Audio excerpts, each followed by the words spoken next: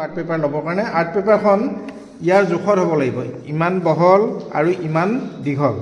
এইটো ইয়াতে সোমাব লাগিব, এইটো টানি আনি কাৰ্ডখন ধুনীয়াকৈ সোমাই দিব লাগিব। এইটো আজি জোখ ল'বা, তোমালোকে জোখ লৈ কাৰ্ড নিজে বনাই ল'বা, এই বহল দীঘল। কাৰ্ডখনত মই যে কৈছোঁ ডট আৰু এলফাবেট লিখিব লাগে বুলি 3, 4, এখনত 3, এখনত 4, 5, 6 এনেকৈ গৈ মেক্সিমাম 12, 10খন কাৰ্ডত 3 to 12 দিব লাগে। সেইটো বনাই ল'বা। বনাই লোৱাৰ পিছত ৱৰ্কশ্বিট মই দিছোঁৱেই, বনাই ল'বা। ৱৰ্কশ্বিটখনো এক্সপেৰিমেণ্টটো কৰোঁতে ছাবজেক্ট সিফালে বহিব, এইখন এনেকৈ দাঙি ল'বা, কাৰ্ডখন ইয়াত সোমাই দিবা।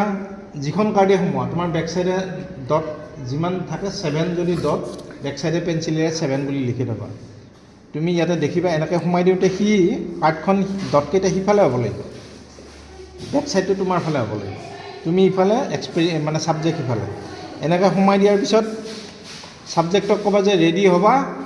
তুমি ইয়াতে কেইটা ডট দেখা ক'ব লাগিব, ৰেডি, সি চাব, ক'ব যে তাৰ মানে যি কয়, যিটো দেখে, নাম্বাৰ যি আছে দেখা পায় সেইটো ক'ব আৰু যিটো দেখে সি ক'ব। তোমাৰ হাতত ৱৰ্কশ্বিট আছে নহয়, ইফালে ৱৰ্কশ্বিটখন বনাই লৈছা।